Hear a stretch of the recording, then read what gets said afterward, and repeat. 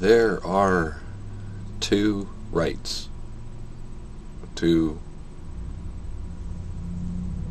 correct actions. The first is on the individual, and the second is the normal, group, collective morality. I don't want to spend $1 to pay for somebody to have an abortion. I don't give a shit. I don't give a shit. To me, it's child sacrifice. It's the death of an innocent baby. It's promoting promiscuity. It's unchristian, anti-Christian. It's disgusting. But it's legal. And I don't want any wars in the Middle East. Zero. None. I don't want to pay $1 for that either. But if you don't pay your taxes, bliggity bloggity bloogity. The system now is run by the few. And their priorities are out of sync with the masses. They can spread cultural Marxism and pollute us with identity politics all that they want. But the average person doesn't think it's okay to fuck a kid in the street. The average person doesn't think it's okay to mutilate children and poison the masses and give up all of our rights to the state that's run by a few fucking degenerate, creep, two-faced scumbags. But the average person just can't swallow that pill on its face.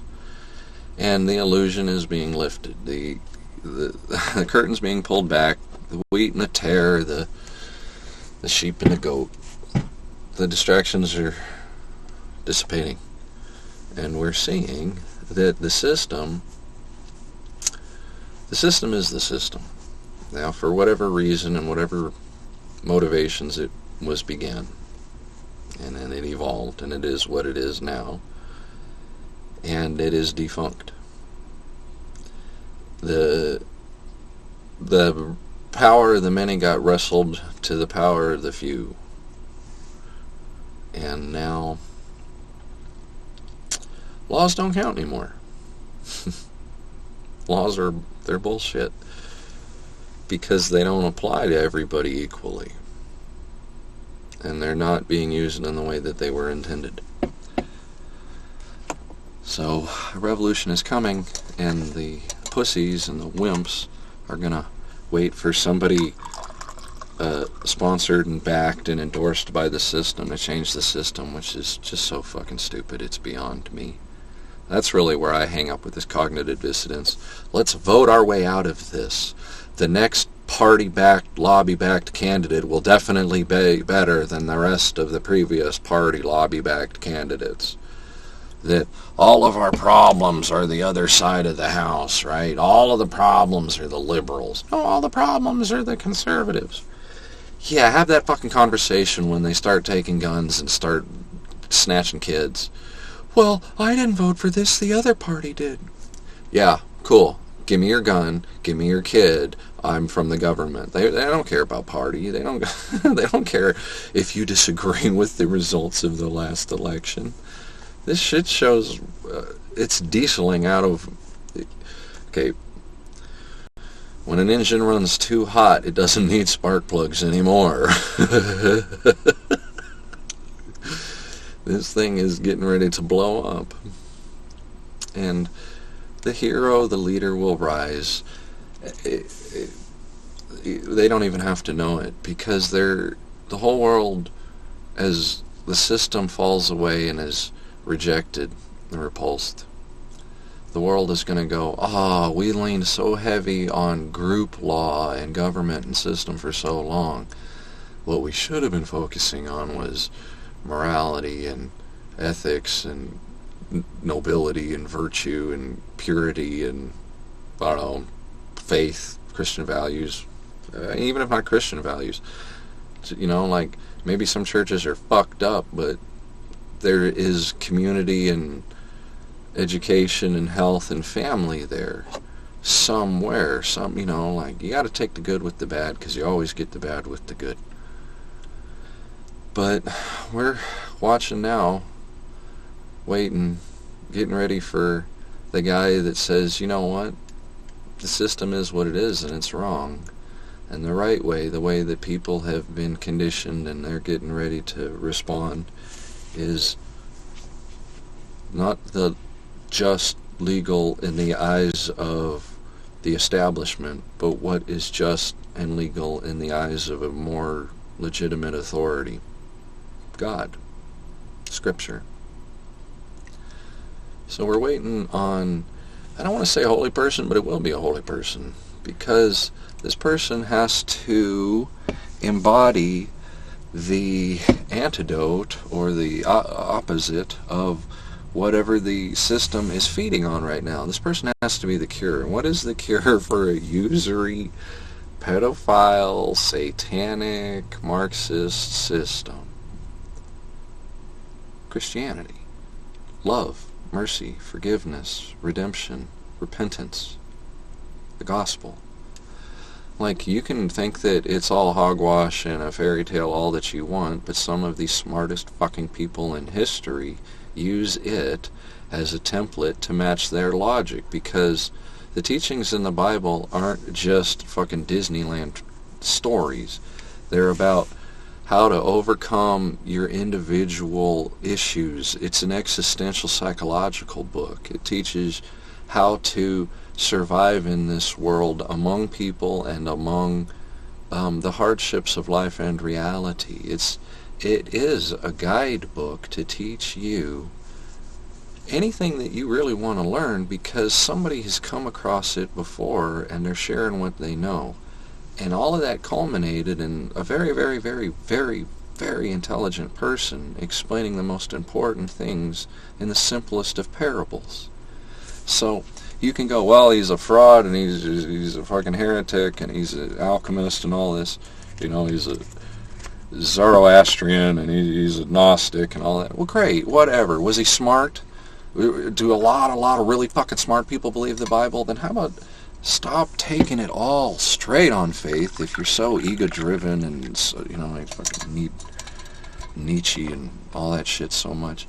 Then how about you just take it as a digital link library full of chess moves.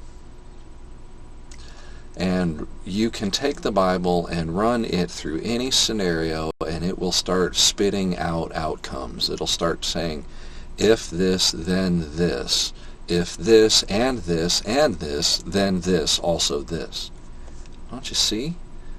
It's not just a spiritual work, it's also a logical, analytical masterpiece. To turn the other cheek isn't to just be a victim of sin in this world. To turn the other cheek means to present the other one in defiance. Like, you can get slapped because you're disrespected and the world doesn't think much of you and you're lower class or caste or whatever. But if in that culture, in the time when the book come out, to turn the other cheek meant that they had to strike you with the other hand, which meant that they are now challenging you as an equal to the death. So you want to fucking slap me? Okay, a lot of people just take the slap. But if you want to live like a man in this world, then you have to stand up, turn the other cheek and say, okay, you slapped me once, now do you really fucking mean it? Do you really mean to slap me? Because I'm ready for the real slap. Like, you can go, oh, it's, you know, Jesus, and Jesus is a fraud. Okay, well, forget that Jesus said that. How about Bob said that? How about Frank said that? Still fucking brilliant. Duh. Still the archetype on how to be a real man. The purity of the species, for fuck's sake. Okay, calm down.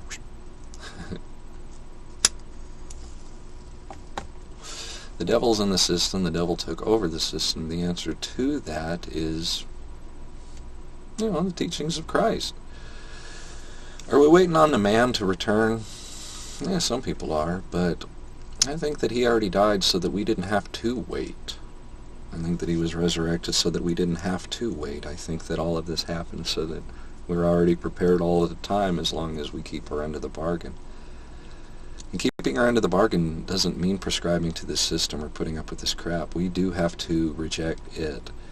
And because people need a system, and the Bible is very aware of this, It tells us what to look for and how to prep and what kind of system. Okay. So somebody spiritually is being called right now to answer the deficiencies of our corrupt system. And their response is God-given and the most natural thing to them. They're not going to do it for pride and, and lust of power. They're going to do it because it makes fucking perfect sense to them, like it does to me, and I imagine most of you watching, that there is a problem. We don't want to be part of the problem. We want to be part of the solution, so we're searching for the solution. And this person has found the solution in the teachings of their prophet. I believe it's Christ. I really do. My math, I think the teachings of Christ are the answer. They've always proven right to me. And so I think it's going to be a Christian fella, probably a National Socialist. I mean, look at what works against communism. It will be fascia. You will need that kind of loyalty and that kind of tight-knit organization. So this uber-Christian, National Socialist, fascist is coming. And it is going to be a wild fucking ride, I tell you what. I'd sure like to meet this guy. I'd sure like to have a cup of coffee with him if he drinks coffee. We are wholesale rejecting a system built on the sacrifice of children and the perpetual perversion and brain dumbing and the destruction of our soul. So we'll clamor to anything, and the more pure the thing is, then the harder we will just, we're going to run to this thing like nothing's going to stop us. And, the ride will end too soon for some, and it'll be too long for others, and we'll have to determine where we get on and where we get off, and how committed we are, and how far into the tree line we're willing to go, and how far on the horizon we want to see. But man, it's really going to be quite the spectacle. I'm a little excited because this environment will be so fucking overcharged with energy and people with high levels of commitment and objectivity like never seen in our lifetime. And stuff will be flying out of this new machine, with the new technologies. How long have I been talking? Too long. All right. On another video, I'll talk about flying machines and living to be 1,000 years old.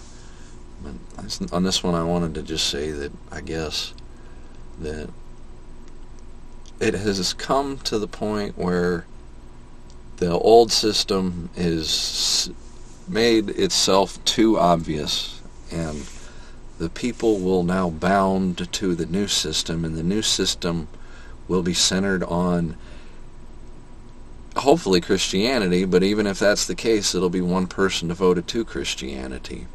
So it is going to rest on one person, not a president. And if it is, it won't be voted in.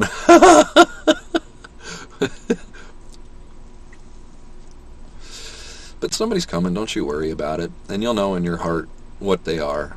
If you match it to the scriptures and you pray on it, you'll know if this person's, a real leader or a fake leader. If they're genuine or they're propped up. If they're authentic or if they're deceit. Like I said, I'd like to meet him either way. I'm curious. It's the change of our paradigm and the shifting of our era. This is going to be the most important point in history for generations. I'd like to be a part of it. Like I said, new technologies, esoteric technologies, sciences are coming out. In 10, 20 years, this whole place will be totally unrecognizable. All right, I love you guys. God bless.